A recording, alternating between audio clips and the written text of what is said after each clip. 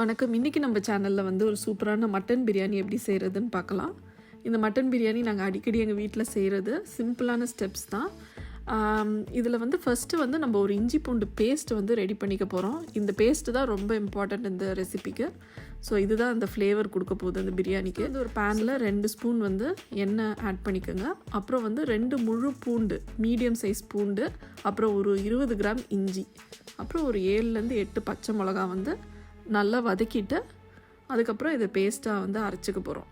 So இதுதான் வந்து flavour கொடுக்க போகுது இந்த பிரியாணிக்கு. ஸோ நீங்கள் வதக்கும் போதே வந்து நல்ல ஒரு ஸ்மெல் வரும். நம்ம வந்து பிரியாணி தாளிக்கிறது எப்படின்னு இப்போ பார்க்கலாம்.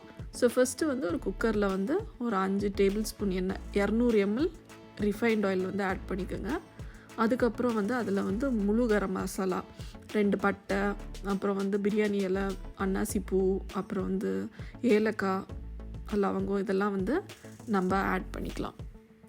ஸோ இங்கே வந்து 1 கிலோ பிரியாணி அரிசிக்கு வந்து நம்ம செய்ய போகிறோம். ஸோ அதுக்கு வந்து ஒரு 600 கிராம் வெங்காயம் நல்லா வந்து தின்னாக வந்து ஸ்லைஸ் பண்ணி நல்லா வதக்கிக்குங்க.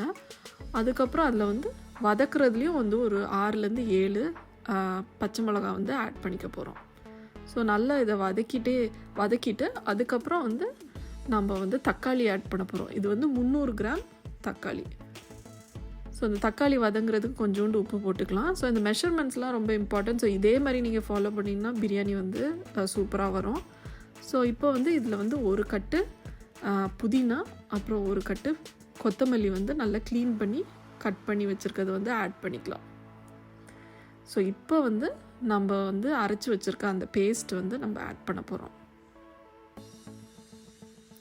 ஸோ இது வதக்கும் போதே எங்களுக்கு ஒரு நல்ல ஸ்மெல் வரும் இந்த பிரியாணி. அதுக்கப்புறம் இதுக்கு தேவையான மஞ்சத்தூள் ஒரு 1/2 டீஸ்பூன், அப்புறம் வந்து தேவையான அளவு சில்லி பவுடர் 6 டீஸ்பூன் வரைக்கும் நீங்கள் ஆட் பண்ணிக்கலாம் 1 கிலோ பிரியாணிக்கு. ஸோ அப்புறம் இங்கே கறி வேக வைக்கிறதுக்கு தேவையான உப்பு.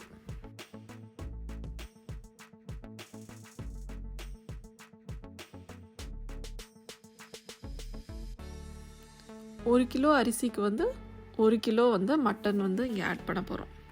ஸோ ஃபஸ்ட்டு வந்து மட்டனை வேக வச்சு எடுத்துக்கலாம். ஸோ நல்லா வதக்கிட்டு இதுக்கு தேவையான அளவு தண்ணி, மட்டன் வேகிறதுக்கு தேவையான அளவு தண்ணி வந்து ஆட் பண்ணிவிட்டு ஒரு 7லேருந்து 8 விசில் நீங்கள் செக் பண்ணி பார்த்துக்கோங்க. மட்டன் வெந்துச்சுன்னா நம்ம அடுத்த ஸ்டெப்புக்கு போகலாம்.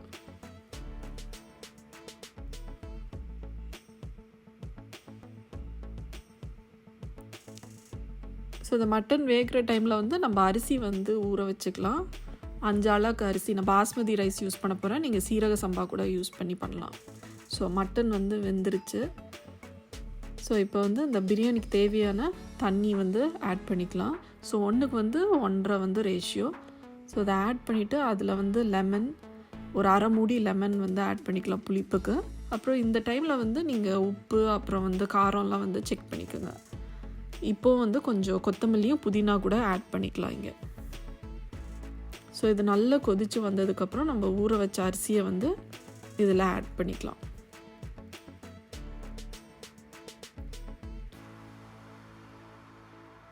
ஸோ நம்ம இப்போ வந்து விசில் வைக்க போகிறதில்ல.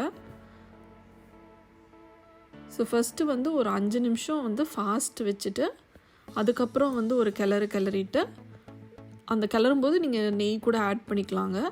கிளறிட்டு அதுக்கப்புறம் வந்து ஒரு 15லேருந்து 20 நிமிஷம் நீங்கள் ஸ்லோவில் வச்சிட்டிங்கன்னா, ரொம்ப கம்மியான ஃப்ளேமில் வச்சிட்டிங்கன்னா பிரியாணி வந்து சூப்பராக ரெடி ஆயிரும். நடுவில் வந்து அதை ஓப்பன் பண்ணாதீங்க. அந்த 20 நிமிஷம் ஸ்லோ வைக்கும்போது அப்படியே விட்டுருங்க. பிரியாணி வந்து கரெக்டாக வந்துடும் அந்த 20 மினிட்ஸ்க்கு அப்புறம்.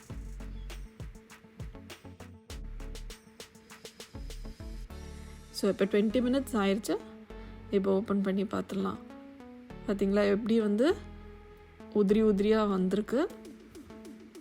ஸோ இந்த மாதிரி கலரிட்டு இன்னும் கொஞ்சம் நெய் கூட இந்த ஸ்டேஜில் நீங்கள் வந்து ஆட் பண்ணிக்கலாம்.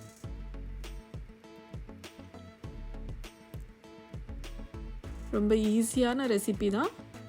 அந்த ஒரு வேரியேஷன், அந்த இஞ்சி பூண்டு பேஸ்ட் வேரியேஷன் வந்து உங்களுக்கு வந்து நல்ல ஒரு ஃப்ளேவர் கொடுக்கும். நீங்கள் இந்த ரெசிபி வந்து ட்ரை பண்ணி பாருங்கள். உங்களுக்கு பிடிச்சிருந்தா உங்கள் கமெண்ட்ஸ் கீழே சொல்லுங்கள். தேங்க்யூ.